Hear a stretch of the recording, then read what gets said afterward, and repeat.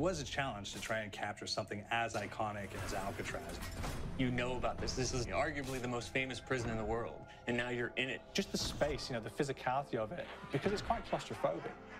When modern-day prisons are designed, they really consider not intimidating people or making the spaces, as least stressful as possible. Well, Alcatraz didn't suffer from those restrictions. They did the research, they went out, studied Alcatraz, not just from books or internet. They were actually there to feel the environment, so it really sets a mood that gets you a little spooked. Well, we kind of started with the base layout of Alcatraz. The entire island we ended up roughing out in kind of a white box form, and then figuring out what play spaces we wanted to use out of that, what would be the most interesting areas to play in, and the connections between spaces, and spaces that the public doesn't necessarily get to go into. We really did a lot of pushing to really enhance that psychological horror aspect that we're really looking for, and this is a really good opportunity to really tell something special. Like I got stuck right through the gates of hell! This time around, I feel like it's been identified that there are these side missions that you're going to go out and try to accomplish. Al and the rest of the groups put together this escape plan, but the point is to get the parts and assemble this plane so they can get off the island.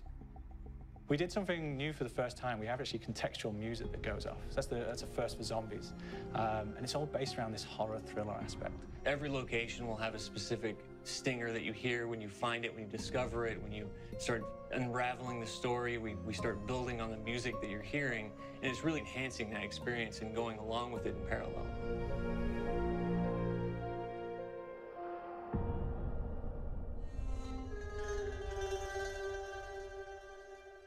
Because we wanted to embrace this kind of horror thriller element, we wanted character actors, guys who could really embody someone and then convey emotion. So that's why we went for guys like Ray Liotta, getting in that kind of guy, we wanted a frantic nature. So he plays a character called Billy Handsome, who's this kind of psychopath who would be employed by the mob to kill people in interesting ways.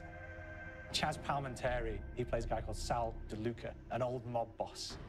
Michael Madsen playing Finn O'Leary. He's kind of worked himself from the floor, from the streets. He's got his hands dirty in the blood and the guts a couple of times. And then we had Joe Pantoliano, and he plays Arthur Arlington, who's nicknamed the Weasel. Those guys, they bring a quality and a subtlety and timing that you can't really identify or try to recreate. Bring it on! Reserve track! You start off in the afterlife mode, and that's just going to be what's going on. You're going to try to solve the mystery from the second you start. Afterlife, to me, brings a new element, like a new puzzle element. It forces me to think a little bit more or look for the clues or kind of think of zombies on a slightly deeper level. You see clues throughout the map that tell you, ooh, perhaps if I'm in the afterlife, I can interact with this object, or there's some puzzle going on here that I need to be in the afterlife. Back east, I whacked a dirty dentist with one of these. Took forever, too. Alcatraz has a Civil War kind of fort background before it turned into a penitentiary. And so we had this kind of backstory, the idea that the warden would have collected Civil War weaponry.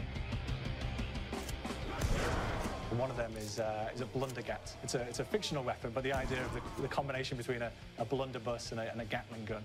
And possibly, there might be a way of upgrading it to a more fantastical weapon that the players may find. You all gotta go sometime? You just went now. There's one main zombie, one big zombie that's going to come through and wreak havoc on your life.